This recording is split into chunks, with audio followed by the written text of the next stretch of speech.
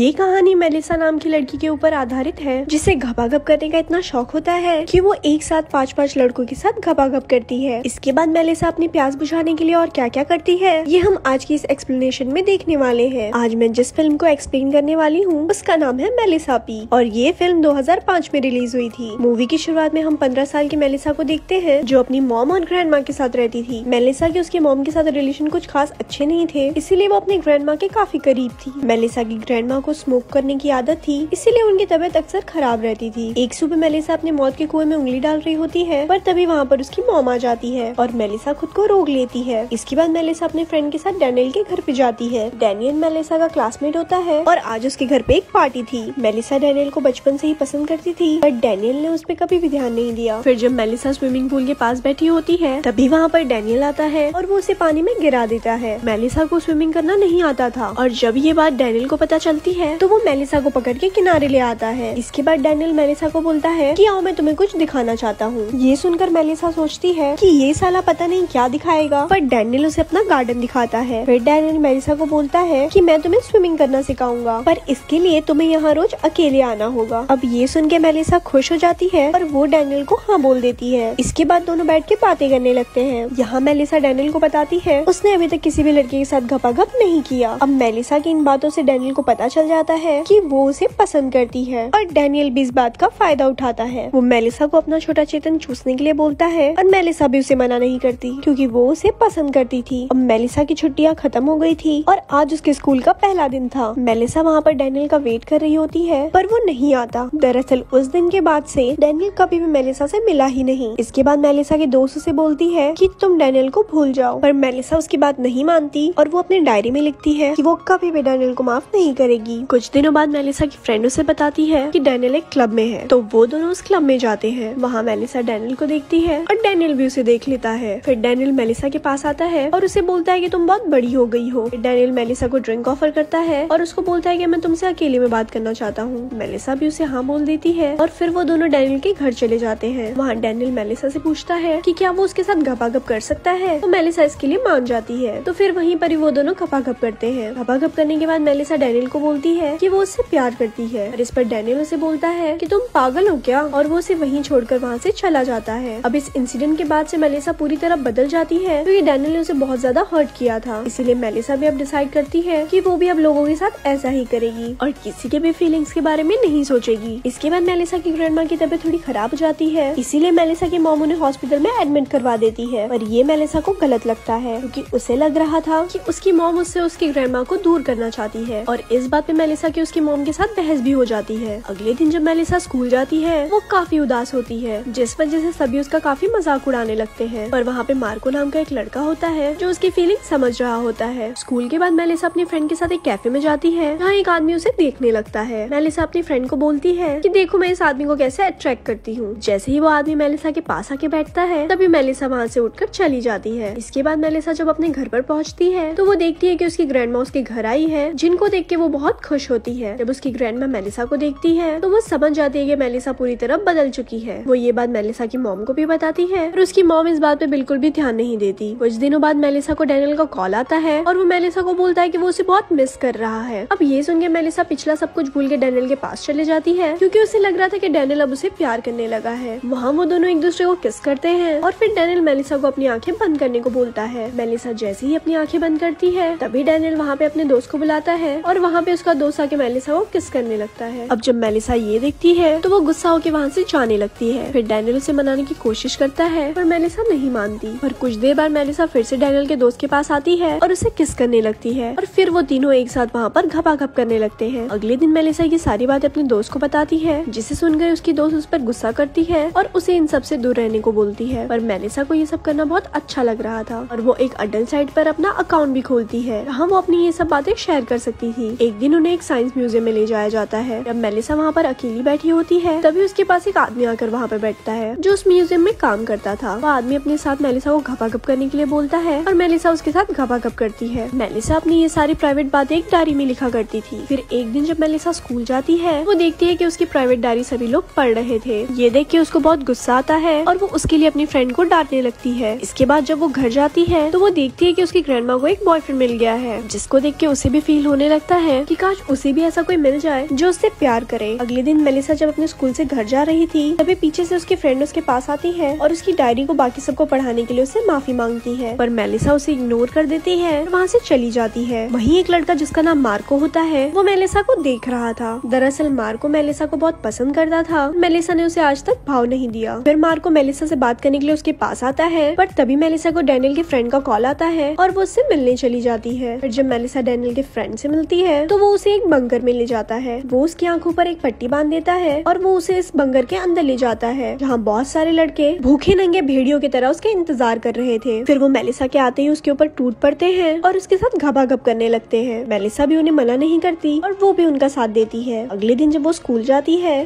तो सभी स्टूडेंट उसे देखने लगते हैं और उसका मजाक उड़ाने लगते हैं और मेलिसा सोच रही होती है कि उसने जो भी किया उसे उसका कोई भी पछतावा नहीं है और वो बिल्कुल सही है। एक दिन मेलिसा की मॉम उसके कमरे में जाती है और वहाँ पे वो उसकी डायरी पढ़ लेती है। फिर वो मेलिसा को कॉल करती है पर मेलिसा उसका फोन नहीं उठाती। दरअसल मेलिसा एक आदमी के घर पे घपाघप करने के लिए गई हुई थी। फिर जब मेलिसा की मॉम इस बारे में मेलिसा की ग्रैंडमा को बताने जाती है, वहाँ पहुँच के उसे पता चलता है कि मेलिसा की ग्रैंड मॉम अब इस दुनिया में नहीं है। अब ये सुन के वो बहुत ज्यादा हर्ट हो जाती है, रोने लगती है। फिर जब मेलिसा अपने घर वापस आती है तो उससे उसकी मॉम उस डायरी के बारे में पूछती है, जिस पर मेलिसा उन्हें बोलती है कि डायरी में जो कुछ भी लिखा है वो सब सच है। ये सुन के उसकी मॉम को बहुत ज्यादा हर्ट होता है और उसे इस बात का पछतावा होने लगता है कि वो मेलिसा पे ध्यान नहीं दे पाई। इसके लिए मेलिसा की मॉम उससे माफी भी मांगती है। अब मेलिसा को भी गिल्ट फील होने लगता है और तब से वो अपनी सारी गंदी हरकतें बंद कर देती है। कुछ दिनों बाद मेलिसा जब स्कूल वापस जाती है तो वो वहाँ पर देखती है कि डैनियल अपने दोस्त से लड़ रहा है, क्योंकि उसी की वजह से मेलिसा ने एक साथ 5 लड़कों के साथ घपाघप किया था। तभी डैनियल मेलिसा को देख लेता है और उससे बात करने की कोशिश करता है, पर मेलिसा उसे इग्नोर कर देती है और वहाँ से चली जाती है। फिल्म के लास्ट सीन में हम देखते हैं कि मेलिसा की लाइफ अब पूरी तरह चेंज हो चुकी है। अब वो अपनी मॉम के साथ बहुत ज्यादा खुश है और इसी के साथ ये फिल्म यही खत्म हो जाती है। ऐसे ही और स्टोरी सुनने के लिए हमारे पेज को लाइक करें। धन्यवाद।